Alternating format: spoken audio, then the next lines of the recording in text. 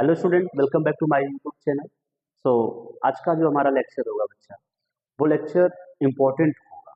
Important इसलिए होगा क्योंकि इससे मैक्सिमम क्वेश्चन डायरेक्टली एग्जाम में पूछे जाते हैं। ठीक है ना। डायरेक्टली एग्जाम में पूछे जाएंगे तो वो तो ठीक है, लेकिन इस जो टॉपिक होने वाली है, इससे जो टॉपिक से जो क्वेश्चन पूछता है वो डायरेक्टली अगर आप कर देते हैं तो आपका राइटिंग पर और आप कैसे लिखे हैं उससे मतलब नहीं करता है। ठीक है ना। डायरेक्टली नंबर मिलता है। तो हम जो बात कर रहे हैं इस केमिकल इक्विलिब्रियम में, वो हम बात कर रहे हैं गिब्स फ्री एनर्जी और इक्विलिब्रियम कांस्टेंट के बीच के रिलेशन का। ठीक है ना। उसको हम पढ़ेंगे। तो जैसा कि केमिकल इक्विलिब्रियम है, तो आज का हमारा जो सेशन होगा वो सेशन होगा क्लास ट्वेल्थ नहीं, क्लास बीएससी के थर्ड सेमेस्टर के स्टूडेंट के लिए। ठीक है ना।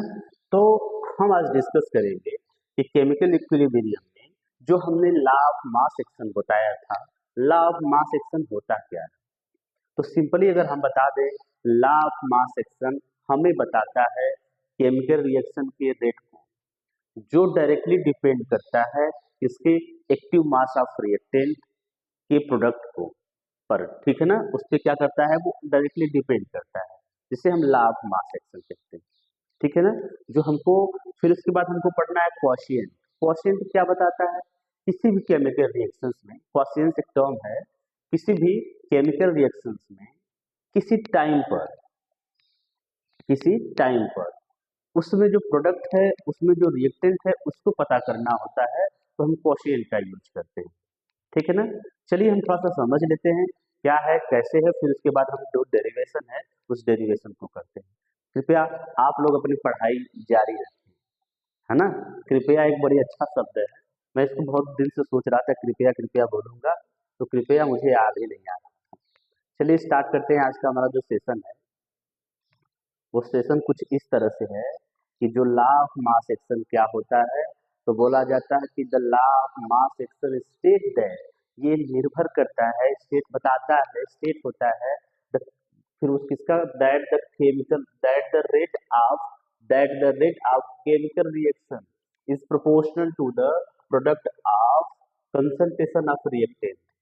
ठीक है। तो रिएक्टेंट के प्रोडक्ट के कंसंट्रेशन, आप active mass of product concentration बता सकते हो। ठीक है ना। ये जो रिएक्शंस है, ये तो हम बुक के फॉरवर्ड की बैकवर्ड रिएक्शन के जब फॉर्म में लिखे हैं। This reaction is discovered by Guldberg and Waage. ठीक है ना। और जिसमें देखो ये जो पावर लगाते हैं, ये देखो अभी आपको हम थोड़ा सा इसका रेट निकालने को बताते हैं। देखो रेट जो होता है, लेट अस सपोज हम रेट को आर मान रहे हैं, हम बोले डायरेक्टली प्रोपोर्शनल होता है इसके, आपका जो कंसंट्रेशन ए है और इसके जो को आगे जो गिनती लिखी रहती है बच्चा ना, जो भी गिनती अंक वर्ड जो भी आप कहते हैं वो लिखी रहती है ना, तो इसको हम पावर में लगाते हैं। क्लियर। फिर उसके बाद इसको हम क्या करेंगे बच्चा, पावर में लगाएंगे। स्टोइकियोमेट्रिक कोफिशिएंट ये है, स्टोइकियोमेट्रिक कोफिशिएंट ये है। ठीक है ना। ये रेट बता रहे हैं, कह रहे हैं किसी भी केमिकल रिएक्शन का जो रेट होता है वो डायरेक्टली प्रोपोर्शनल होता है इसके एक्टिव मास ऑफ रिएक्टेंट के, ये प्रोडक्ट की, ऐसा बोलो, एक्टिव मास ऑफ रिएक्टेंट के प्रोडक्ट के क्या होता है, डायरेक्टली प्रोपोर्शनल होता है। चलो बच्चा हम आर को लगाते हैं, प्रोपोर्शनल कांस्टेंट हटाते हैं। ये क्या है बच्चा, के, इसकी जगह पे के ले लेंगे। ठीक है ना। तो क्या हो जाएगा ए। ठीक है। तो ये जो है वो क्या है, अब देखो फॉरवर्ड रिएक्शन में ये जा रहा है तो फॉरवर्ड रिएक्शन का ये होगा, बैकवर्ड रिएक्शन का ए होगा। ठीक है ना। तो बैकवर्ड इसका जो पावर लिखा जाता है, पावर डी, पावर सी, पावर ए, पावर बी। ठीक है ना। इस सेक्शन ए का मोस्ट इंपॉर्टेंट क्वेश्चन है, सेक्शन ए का आपसे हमेशा पूछा जाता है, what is the define the law of mass action.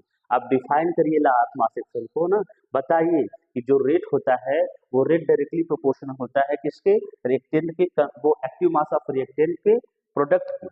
ठीक है ना। उसी के का होता है, डायरेक्टली प्रोपोर्शनल होता है। ठीक है ना। ये के फॉरवर्ड, अगर इसका के इक्विलिब्रियम निकालेंगे तो हमारा आएगा के फॉरवर्ड रिएक्शन अपन के बैकवर्ड रिएक्शन। इक्विलिब्रियम ऐसी पोजीशन होती है जहां पे दोनों का बैलेंस इक्वल होता है। क्लियर। चलिए अब रिएक्शन कोएफिशिएंट को हम देखते हैं। मैंने बताया ना, रिएक्शन कोएफिशिएंट क्या होता है, रिएक्शन कोएफिशिएंट को हम क्यू से दिखाते हैं। ठीक है ना। ये जो मेजर करता है, क्या मेजर करता है आप समझिए, ये मेजर करता है relative amount of product and reacted present in the chemical reaction. किसी केमिकल रिएक्शन पर, है ना, रिलेटिव स्टेबिलिटी को बताता है कौन, क्वोशिएंट, ठीक है ना। At any point in a time, किसी जगह पर आप आ रहे हो घर से, ठीक है, फोन किया जाएगा, आप एग्जैक्टली अपना लोकेशन बताते हो नहीं, कोई एक लैंडमार्क बताते हो कि हम उसके नजदीक है, लेकिन होते नहीं हो ना। तो ये कह रहा है कि हम वो बताएंगे कि वो कहाँ है, समझ में आ रहा है, वो बताएंगे हम कहाँ हैं, वो एग्जैक्टली उसका लोकेशन बताएगा, ठीक है। चलिए देखिए, नॉट नेसेसरी एट इक्विलिब्रियम, जरूरी नहीं कि वो इक्विलिब्रियम में हो, बस आपको ये बताना है कि reaction coefficient is measured the relative amount of product and reactant in a chemical reaction at any point in time, ठीक है ना। It has same form equilibrium constant, जैसा इक्विलिब्रियम कांस्टेंट होता है वैसा ये भी होता है, but it is use to determine the direction in which the reaction will proceed. लेकिन हम इसका यूज इसलिए करते हैं क्योंकि हमारा रिएक्शन कोएफिशिएंट ये बताता है कि इक्विलिब्रियम कांस्टेंट में कोई टर्म है ना, वो बताएगा कि रिएक्शन कोएफिशिएंट बताएगा कि ये रिएक्शन फॉरवर्ड डायरेक्शन में जाएगी या फिर बैकवर्ड डायरेक्शन में जाएगी। तो ये समझिए, आपको रिएक्शन कोएफिशिएंट जो है वो सेक्शन ए के लिए इंपॉर्टेंट क्वेश्चन होने वाला है, ठीक है ना। चलिए, इसका मैथमेटिक रिप्रेजेंटेशन ऐसे किया जाता है कि कोई रिएक्शन है वो क्या है, इक्विलिब्रियम में है, तो उसके लिए हम क्या लिखते हैं, जो रिएक्शन कोएफिशिएंट है क्यू से दिखाते हैं। देखिए, concentration of C power C, concentration of D power D upon concentration A power A, concentration B power B, this is K B, this is this is K of, this is K, ठीक है ना। K forward by K backward, clear, मतलब कि forward reaction के लिए ये क्या है, बैकवर्ड रिएक्शन के लिए, B R stand for backward reaction, ठीक है ना। तो ये जो होता है, तो आपको कहीं अगर देखो ऐसा कुछ दिखेगा, ठीक है ना, कैसा कुछ दिखेगा, concentration of C power C, concentration of D power D upon concentration of A power A, concentration of B power B. तो ये होता है रिएक्शन कोएफिशिएंट, ठीक है ना, समझ में आया। चलिए, अब एक बात बता रहा है कि रिएक्शन कोएफिशिएंट को इक्विलिब्रियम पे अगर देखो Q इज के, अगर जो Q है वो किसके बराबर हो जाए, K, तो जो रिएक्शंस होगा इक्विलिब्रियम कांस्टेंट के, रिएक्शन कोएफिशिएंट जो इक्विलिब्रियम कांस्टेंट के बराबर हो जाएगा, तो जो रिएक्शंस होगा वो इक्विलिब्रियम रिएक्शंस होगा, ठीक है ना। अब समझिए, अगर ये क्या होगा, K Q जो है K से क्या है, छोटा होगा, जब K से छोटा होगा तो फॉरवर्ड रिएक्शन में रिएक्शन जाएगा, अगर K से बड़ा होगा, K से क्या होगा, बड़ा होगा, तो बैकवर्ड रिएक्शन में जाएगा रिएक्शन, ठीक है, समझ में आया।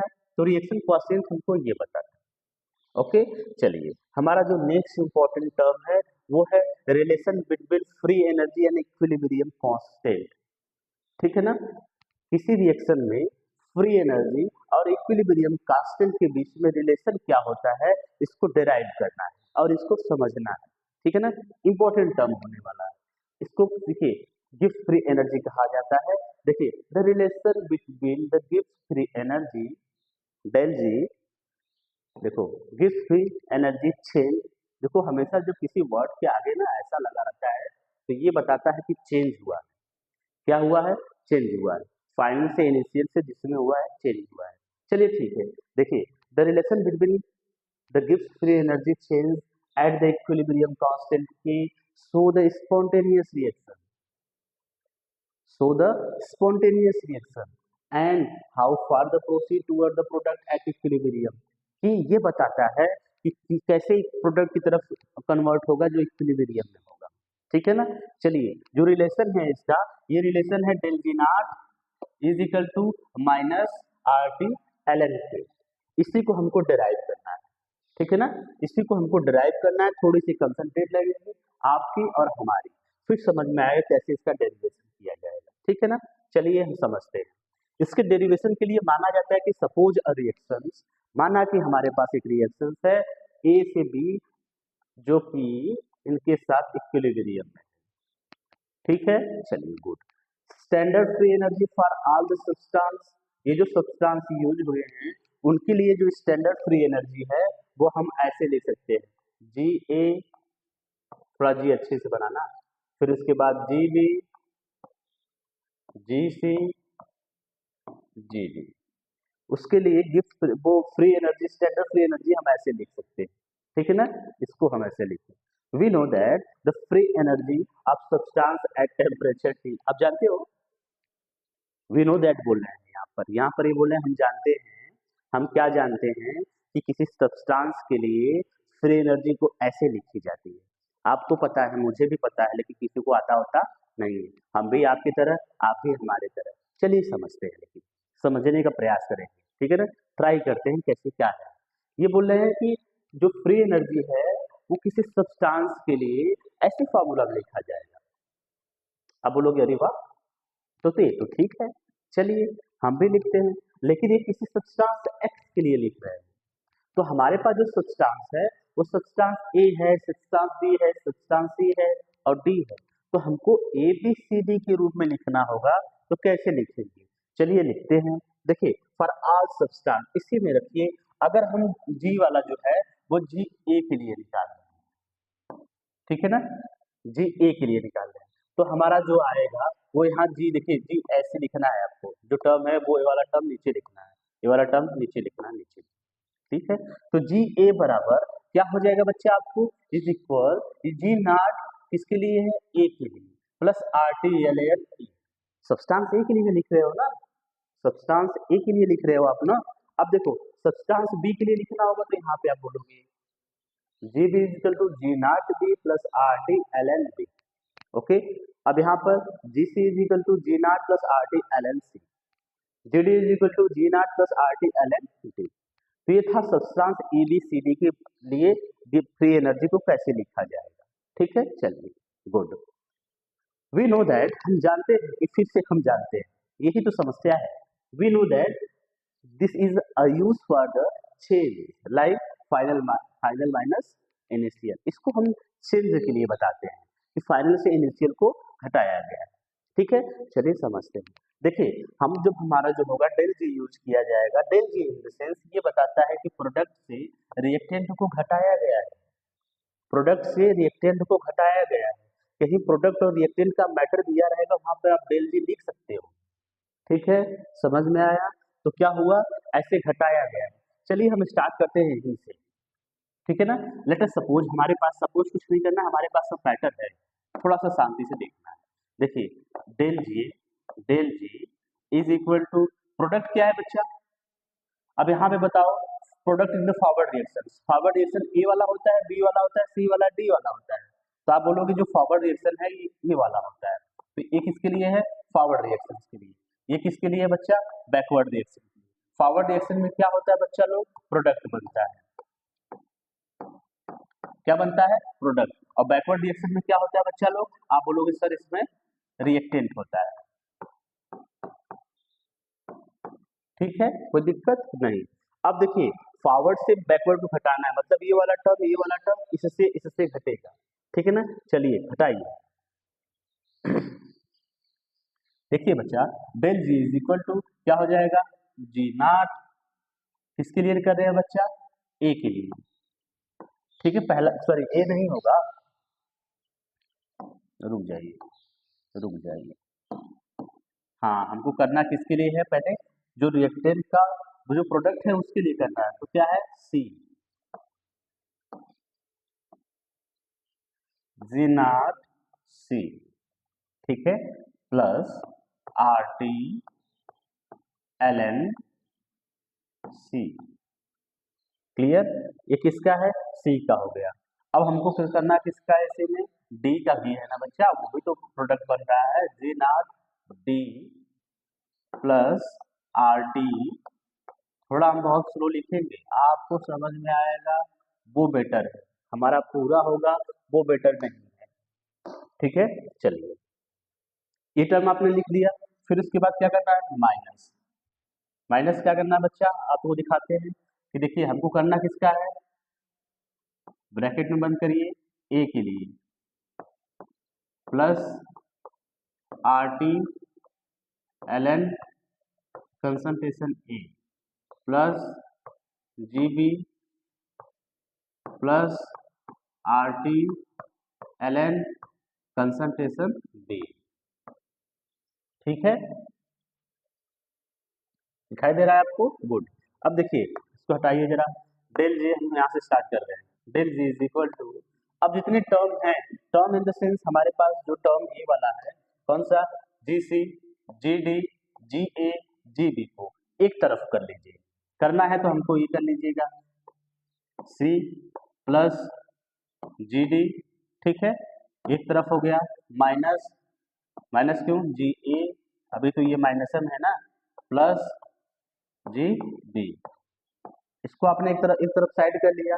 फिर आर टी वाले टर्म ऊपर ही, R T L N concentration C, ठीक है, plus R T L N concentration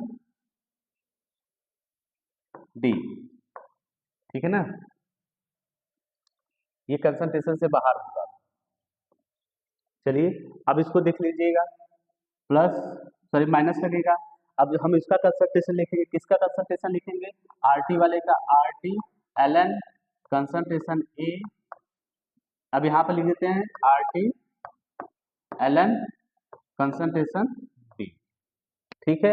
अब आपको पता है बच्चा, जो ये टर्म है कौन सा टर्म है, ये वाला टर्म है, वो यही टर्म है, प्रोडक्ट है ना, प्रोडक्ट से रिएक्टेंट, रिएक्टेंट प्रोडक्ट, देखिए सेम है ना, सेम है, तो हम उसके जगह पे क्या लिख सकते हैं, एक सेकेंड, हम उसके जगह पे लिख सकते हैं, पास जो ये टर्म है वो टर्म क्या है, G D G C G D G naught A G not B, ये जो टर्म है वो प्रोडक्ट माइनस रिएक्टेंट है, तो प्रोडक्ट माइनस रिएक्टेंट हो तो हम डेल जी लिख सकते हैं, आप बोलिए डेल जी आराम से लिख सकते हैं।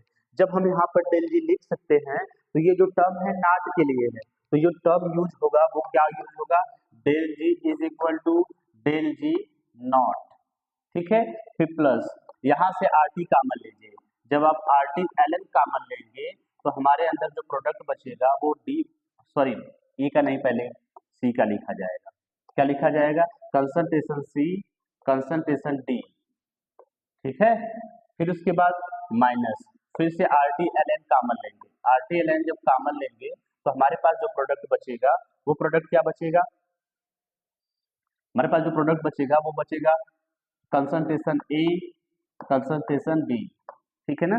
अब समझिए बच्चा, यहाँ ध्यान दीजिए, del G is equal to del G not plus R T L N, ये जो टर्म है वो टर्म से अगर R T L N common लिया जाएगा तो हमारे पास देखो ये निगेटिव में है, ये माइनस में है, जब माइनस में होगा तो R T L N concentration C concentration D, ये माइनस में हो जाएगा तो नीचे हो जाएगा concentration A concentration B, clear. अब देखिए लॉग बताता है ना, ये चीज लॉग बताता है कि जब कोई चीज माइनस में होती है तो वो डिवाइड में चली जाती है, तो del G plus R T L N, अच्छा ये C concentration C concentration D concentration A concentration B, इसको हम क्यों लिख सकते हैं, क्योंकि हमको पता है कि जो क्यू होता है वो होता है concentration C concentration D upon concentration A concentration B के रेशियो के बराबर होता है, ठीक है ना, ये इसका रेशियो है, तो यहाँ पे क्यू लिख सकते हैं। तो हम बता रहे थे बच्चे, आपको तीन टर्म बताए थे ना, जब क्यू के से छोटा होगा, जब क्यू के से बड़ा होगा, जब क्यू के बराबर होगा, तो हाँ आपने बताया, हाँ के बराबर होगा तो क्या होगा, इक्विलिब्रियम होगा, सो क्यू इज इक्वल टू के एट इक्विलिब्रियम, ठीक है ना, इक्विलिब्रियम पे के क्या है, इसके बराबर होगा, जब के इसके बराबर होगा तो del G is equal to क्या होगा, जीरो होगा, गिब्स फ्री एनर्जी जो होगी वो जीरो होगी, जब गिब्स फ्री एनर्जी जीरो हो रही है तो क्या हो जाएगा, del G not plus R T L N, Q की जगह पे क्या रखना है, के, ठीक है ना। अब हम जब के का वो डेल नॉट की वैल्यू निकालेंगे तो इस वैल्यू को हम इस साइड करते हैं तो वो माइनस में हो जाएगा, तो यही हमारा जो है डेरिवेशन, ठीक है। थोड़ा सा टर्म को समझने की कोशिश करिएगा, हाँ जी, ओके। बस सीधा सीधा सिंपल सिंपल सा लिखना है। अब आगे समझ लीजिएगा, इफ के इज लार्ज, अगर यहाँ पर के क्या होगा, ज्यादा होगा, बड़ा होगा, तो क्या होगा उसके लिए, द रिएक्शन अकर इजिली, जो रिएक्शन है वो आसानी से होगा। दूसरा टर्म, जब के स्मॉल होगा, जब के छोटा होगा तो reaction does not occur easily. तीसरा टर्म, जब रिएक्शन क्या होगा, रिएक्शन जीरो के बराबर होगा तो रिएक्शन जो होगा वो बैलेंस, जो के होता है वो जीरो के बराबर होगा तो रिएक्शन क्या होगा, बैलेंस होगा। ठीक है, चलिए हमारा जो नेक्स्ट टॉपिक है इसको समझते हैं। आसान है, थोड़ा सा कॉन्सेप्ट की बात रखना है इसमें। कॉन्सेप्ट मतलब यूज करना है, दिमाग यूज करना है कि क्या होता है लेस एटलीय प्रिंसिपल, या फिर इंग्लिश में बोलेंगे लेस चैटलियर प्रिंसिपल। वो प्रिंसिपल क्या कहता है कि आप देखिए, आप अगर देखिएगा बच्चा, आप पे कोई दबाव डाल रहा है, आपके ऊपर कोई दबाव डालता है, तो आप उस दबाव को कम करने की कोशिश करते हैं। कम करने की कोशिश मतलब सिंपल सी बात, अब चाहे बॉयज हो, चाहे लड़की हो, लड़का हो, कुछ भी हो, कभी आपने बाल्टी में पानी उठाया होगा, उठाया है, तो हमारी जो बॉडी है, उस बॉडी बॉडी जो होती है वो बाल्टी के पानी को बैलेंस करने की कोशिश करना चाहती है। वो फिजिक्स का नियम अलग लगता है, मैं बस आपको ऐसा कर रहा हूँ कि बॉडी इधर क्यों झुकती है, इसको बैलेंस को बराबर करने के लिए बॉडी झुकती है ना, देखो ऐसा होता है, ठीक है ना। अब अगर ऐसे लेकर जाओ, आप नहीं लेकर जा पाओगे।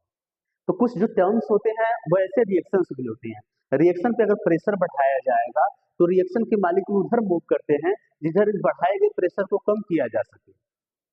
ठीक है, अगर रिएक्शन पे टेम्परेचर बढ़ाया जा रहा है तो ये मालिक्यूल उस साइड मूव करेंगे जिधर से उस टेम्परेचर को कम किया जा सके। तो मालिक्यूल को जो रिएक्शन है उसको मूव करने का दो ही चांस है। अगर आप रिएक्टेंट के प्रेशर को बढ़ा रहे हो, रिएक्टेंट के प्रेशर को बढ़ा रहे हो तो वो प्रोडक्ट की तरफ जाएगा, ऑब्वियस सी बात है।